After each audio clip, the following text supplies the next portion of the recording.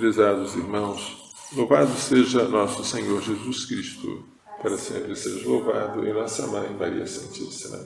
Hoje, quarto domingo da Quaresma, chama-se Domingo Letare. Alegra-te, por causa da antífona de entrada. Alegra-te, Jerusalém.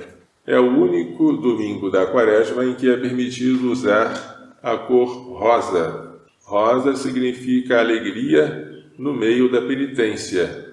No Advento, também há um domingo, o terceiro, chamado Gaudete, Alegrai-vos, em que também se usa rosa, como alegria no meio de um tempo de penitência. Neste domingo, Letare, Alegra-te, a liturgia nos oferece como primeira leitura a unção do rei Davi. Finalmente, o cetro passa para a tribo de Judá. O rei anterior a Davi é Saul, mas Saul é da tribo de Benjamim. Agora o profeta Samuel vai até a casa de Jessé, que mora em Belém, e unge o último dos filhos dele, aquele que está apacentando os rebanhos. E a partir daquele dia, o Espírito do Senhor se apoderou de Davi. Davi é da tribo de Judá. E será daquela tribo que nascerá o Salvador. O Messias será filho, quer dizer, descendente de Davi. O Salmo 22, o Salmo do Bom Pastor, canta a alegria de quem é apacentado por Deus. Davi era pastor, mas ele se deixa apacentar por Deus, pelo seu cajado, pelo seu bastão, que lhe dão segurança. E o Salmo fala de alguém que recebe do Senhor hospedagem, prepara uma mesa, unge a cabeça com óleo, enche o cálice transbordante. São ofícios de um hospedeiro, são atos de hospitalidade. E por fim, o salmista diz que habitará na casa do Senhor para sempre, o que dá a entender, o Senhor acolhe-o em sua casa e o trata como um hóspede. A segunda leitura, tirada da carta de São Paulo aos Efésios, refere-se ao batismo como passagem das trevas para a luz. O próprio batismo é chamado iluminação.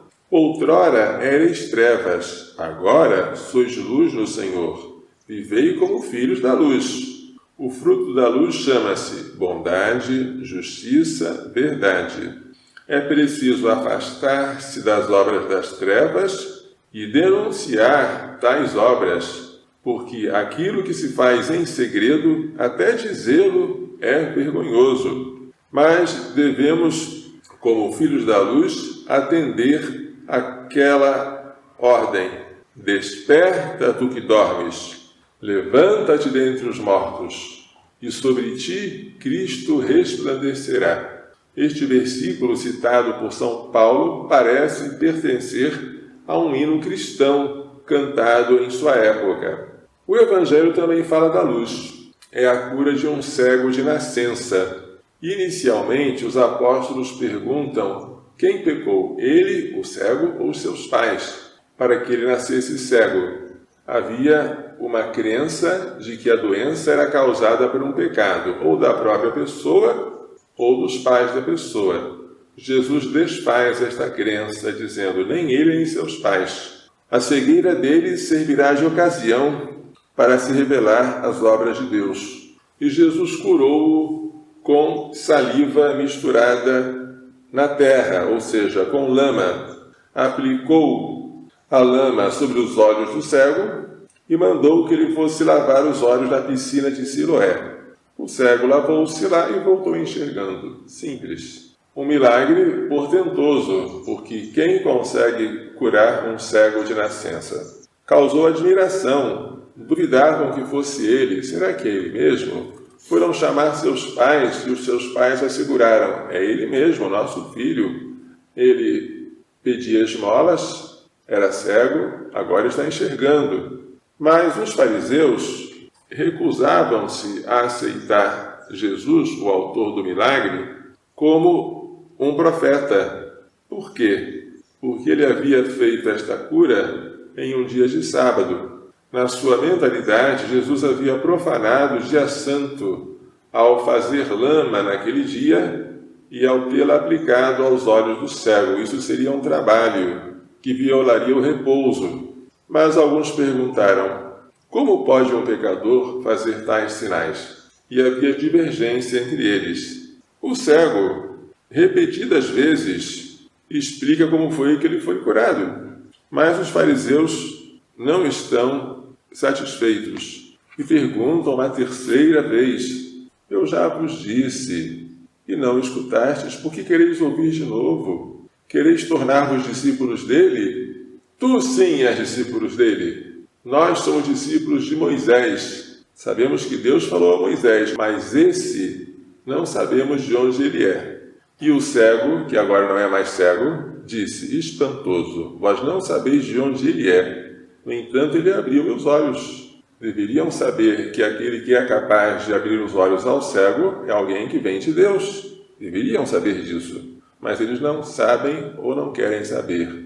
Na verdade, os fariseus comportam-se como cegos. Mas, diante desta argumentação, qual é a resposta dos fariseus? Um desprezo orgulhoso. Tu nasceste todo em pecado e estás nos ensinando. Se o homem nasceu cego é porque ele era pecador, e assim ele não tem poder de ensinar aos fariseus. E assim termina o diálogo. O cego é expulso da sinagoga, porque aceita Jesus. Quando Jesus soube que o haviam expulsado, vai até ele e pergunta: crês no Filho do Homem? Quem é, Senhor, para que eu creia nele? Tu estás vendo, é aquele que fala contigo.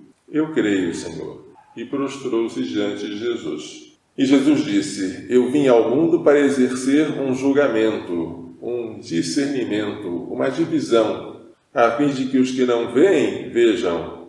É o caso do cego, que não via e acabou vendo. E aqueles que veem se tornem cegos. Os fariseus tornaram-se cegos, porque não quiseram ver a luz de Deus sobre eles. Alguns fariseus, ao ouvirem isso, perguntaram: porventura nós também somos cegos? Se fosseis cegos, não teríeis culpa. Mas porque dizeis, nós vemos, o vosso pecado permanece. A pior cegueira é aquela de quem tem olhos e não quer ver. Esta cegueira é um pecado contra o Espírito Santo. É um endurecimento do coração. Jesus quer nos iluminar, mas quer, como condição, que nós reconheçamos que precisamos da luz, que nós não temos luz própria, que nós éramos trevas. Agora, pelo batismo, somos luz no Senhor. Essa luz recebemos no batismo, a luz de Deus que um dia em nós brilhou. Esta luz não deve se esconder pelo pecado venial, nem se apagar pelo pecado mortal, mas deve brilhar para os outros, para os irmãos, para que também eles caminhem na luz de Deus. É tempo, nesta quaresma, de renovar as promessas do nosso batismo, de renunciar ao demônio e a tudo que é tenebroso, tudo que é das trevas, a reafirmar a nossa vocação e a nossa missão de filhos da luz. Vivendo aqui como filhos da luz, mereceremos depois participar da luz da glória. Por enquanto, a luz em que vivemos é a graça. Depois da morte, tal luz será a glória, a luz que nos permitirá ver a Deus face a face. Por enquanto, basta-nos a fé operando pela caridade. Vamos pedir a Maria Santíssima, aquela que acreditou, e ao seu castíssimo esposo São José, tão firme na fé, que nos façam entender e pôr em prática as lições desta liturgia. Louvado seja nosso Senhor Jesus Cristo, para sempre seja louvado em nossa Mãe Maria Santíssima.